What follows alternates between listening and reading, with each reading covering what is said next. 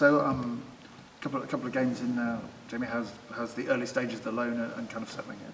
Yeah, it's been good so far. Everyone's been very welcoming. It's a really, good team, massive squad. Everyone's always fighting for places, so straight away there's that competition, which every good team needs. So it's a great environment. I've enjoyed my time so far, and hopefully we can get more results. How late was it when it all happened on the deadline day? Yeah, it was pretty late. I think it was deadline day, so I'd literally heard about it a couple hours prior to it, and I wanted to get it done as soon as I found out. I got the green light from Bristol, and then it was pretty smooth from there. And when I came back from Canada, I came straight here, and it was all gone well so far. I was going to say when Bristol City say they allow you to go out, is the instinct like, I do want to go out as soon as possible, and having had that spell at Crewe, that the men's football develops you more than perhaps being under 23? Yeah, it's all contextual. So obviously, I had to see what was best for me at what point. Just because they let me go on loan, I still want to fight for a spot there, but obviously under the circumstances, I thought it was best for me to go on loan this season. I think last season at Crewe was pretty successful for me, and I enjoyed the experience massively. I felt like I developed massively as well with pre-season at Bristol. So I think I was very excited about coming here, and when I found out that Swindon were ready to let me come here, I was very, very happy. And how important is it for you to be in and around the first team for your Canada hopes? Yeah, it's very important. Obviously, the last year going to most of the camps was a great privilege for me, but I also understood that has come because of my season with the first team, and obviously with under 23 football you don't get the same exposure, and it's not quite the same. So I think for me to get called up, I've got to keep pushing and to do my best in the first team. I mean, that's quite a prospect, isn't it? The potential of playing at a home World Cup. That really is a once in a lifetime chance. Yeah, I know. Yeah, it's obviously something that is kind of around the corner. So it's definitely an opportunity. It is there for me if depending how well I do. Obviously, it's down to me and just how much I want it really. But as well, Canada's got a very good squad at the moment, and everyone's playing high-level football across Europe and the MLS. So it's a tough squad to get in as well. So I just got to keep going and keep just doing what I can do every day. We'll get back to Swindon in a minute, but just tell us a bit about your Canadian background. Yeah, so I was born in Montreal in Canada. My dad's side is all French Canadian, so I've got a lot of family there that I go see every so often. I moved across to England when I was 5 years old, to Bristol, and I've lived there ever since. Kept my French and stuff, and my half Canadian side I'm very proud of, as well as my English side. So it's a good, I really enjoy it, the mixture. I was going to say, I guess with your dad, when Canada come knocking, it's a pretty easy decision to make. Yeah, obviously, it was pretty easy for me. I had Wales as well for a bit through my mum. She was just born in Wales. Around the same time that Canada came, so I had a bit of a decision there. But for me, it was always going to be Canada, and Wales were really understanding and good with me on that side of things. But Canada was a no-brainer, and it still is. How do you kind of assess the team and the squad at the moment, and personally how you did against Bromley, do you think? Obviously I've touched on the squad. It's a very competitive squad. It's a very high-level squad.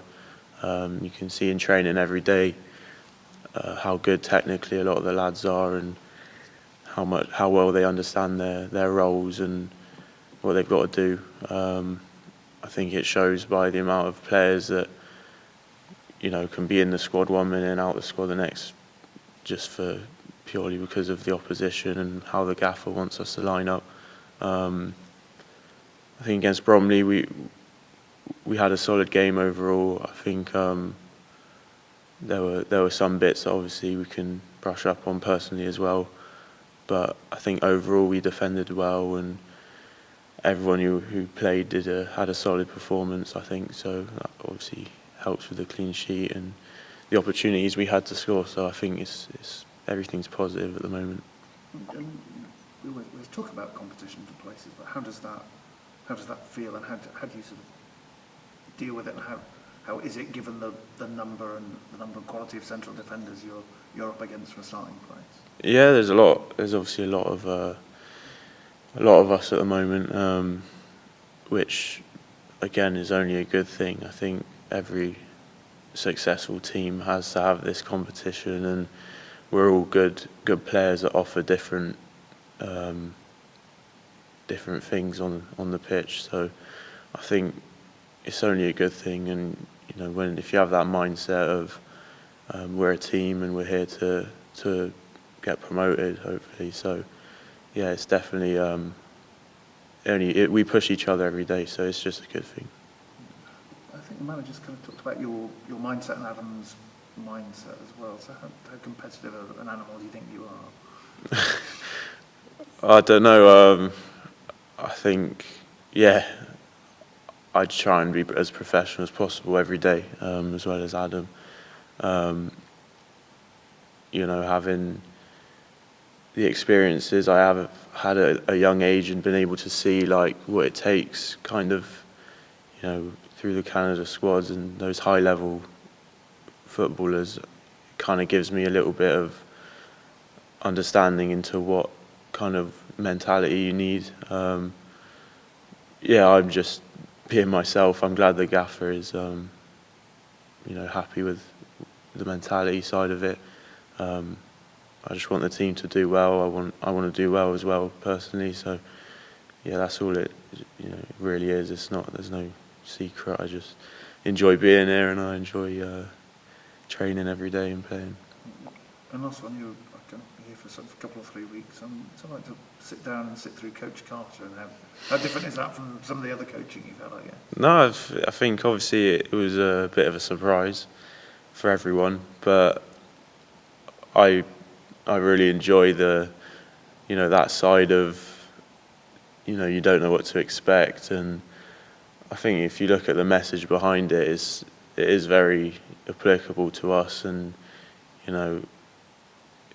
it sends good messages, and how team spirit and everything. So I think no bad has come from it. It's definitely it was a good thing, and this is it's just part of the football, and what the gaffer wants us to do, and we're a team, so hopefully it goes well. Great, best of luck. Thank you. What do you think about going to your first start as a defender, but how was it getting a goal so quickly up at Salford?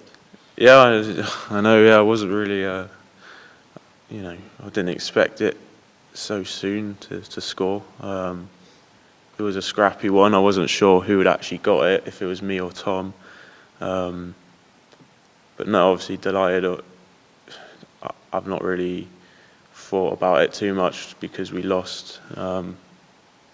So that kind of overshadowed the whole goal itself. But the character we showed at that point to equalise was probably what was more of a good thing than obviously scoring. And it wasn't exactly a screamer either, so But yeah, I'll definitely take any goal I can get.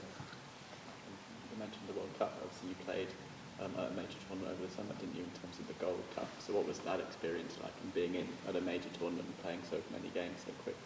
Yeah, it was an unreal experience. The Gold Cup is a good competition. There's a lot of good teams, and that it was my first real tournament, you know, like format setting where you're playing, the team's playing every 3-4 days, and you got to train hard and recover well and things like that.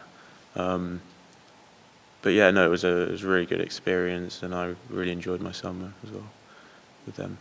Being with kind of some proper world superstars like Alphonso Davies and Jonathan David, what's it like playing alongside those guys, and what would you try and learn from them? Personally, I try and learn just how they are on and off the pitch, mentality-wise. I've touched on. I think it kind of shows the level they're at. Obviously, they're incredibly talented on the pitch, and you know, like Alfonso's speed is probably something I'll never be able to get to, but the way he acts off the pitch before training, after training, Jonathan David as well is extremely professional and makes all the right decisions and knows where to be. So obviously, just trying to pick little bits off them in training and out of training is important.